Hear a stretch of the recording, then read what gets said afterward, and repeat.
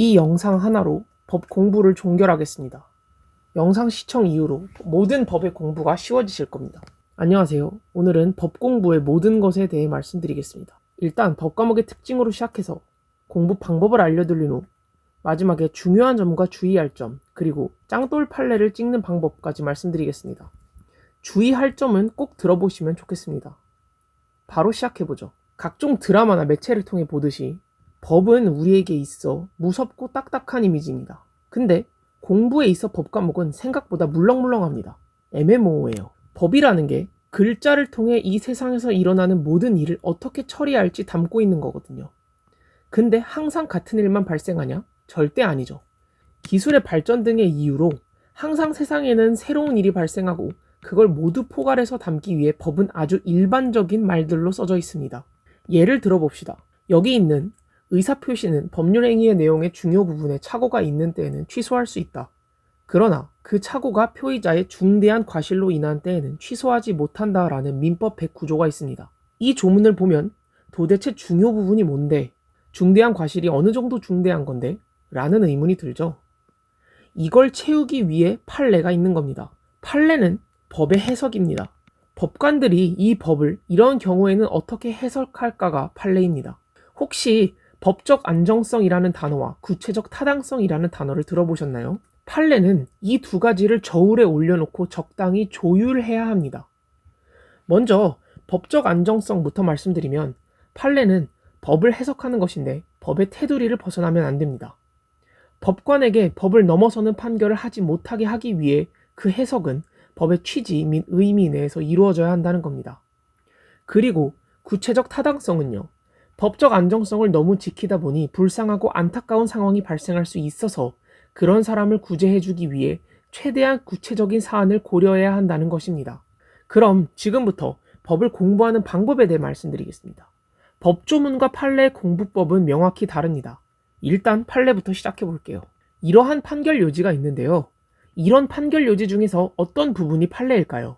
이 위에 있는 네 줄은 법조문입니다. 이런 걸 선결조문이라고도 부릅니다. 그리고 이 밑에 있는 이 네 줄이 바로 판례입니다. 그래서 이 판례 부분만 떼놓고 먼저 봅시다. 판례는 사실 이렇게 두 부분으로 나누어집니다.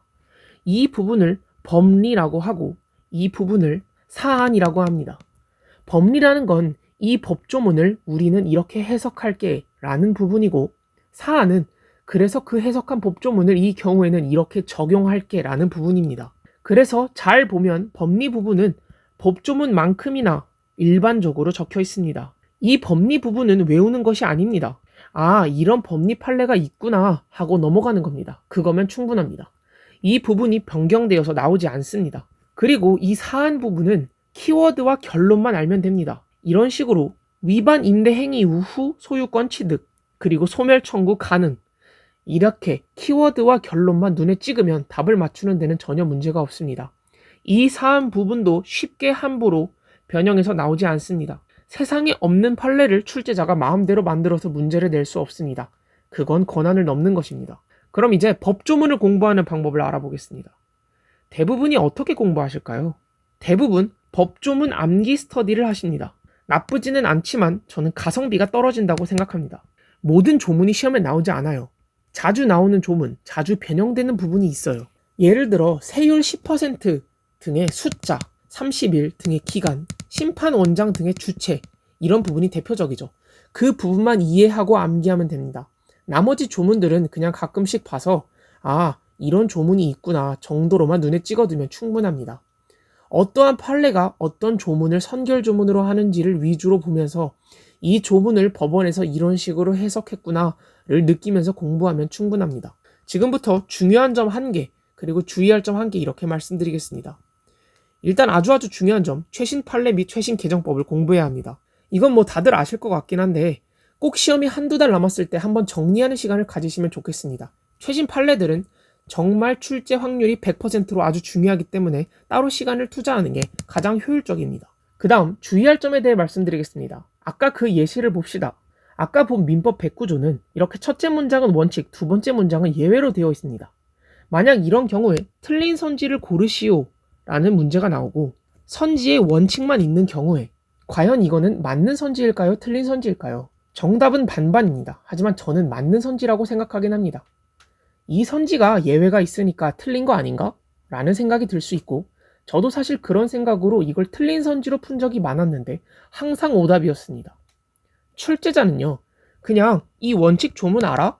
라고 문제를 냈는데 우리가 혼자 예외까지 생각을 해서 어렵게 보고 틀린 선지로 가서 오답인 경우가 많습니다. 그렇지만 문제는 알다시피 가장 옳지 않은 것을 고르시오 라는 형태로 나오기 때문에 다른 선지 4개가 전부 명확하게 옳다면 이 선지가 정답일 수도 있습니다. 그래서 잘 확인하면서 문제를 푸시면 좋겠습니다. 마지막으로 짱돌 판례 찍는 법에 대한 제 생각을 말씀드릴게요. 무지성으로 찍는 거 제외하고 찍는 방법은 2가지예요. 첫째는 내가 기억하는, 내가 아는 판례 중에 비슷한 판례를 찾아서 비슷한 결론을 낸다. 둘째는 내가 생각했을 때 이 결론이 옳은지 옳지 않은지 법관처럼 판단한다. 이 2가지 방법 중에 자기가 어떤 방법으로 찍었을 때 더 정답률이 높은지는 스스로 해보셔야 합니다. 모르는 선지가 나올 때마다 찍어보면서 감을 찾는 거죠. 저는 제가 법관의 입장에서 판단을 했을 때 정답률이 더 높았습니다.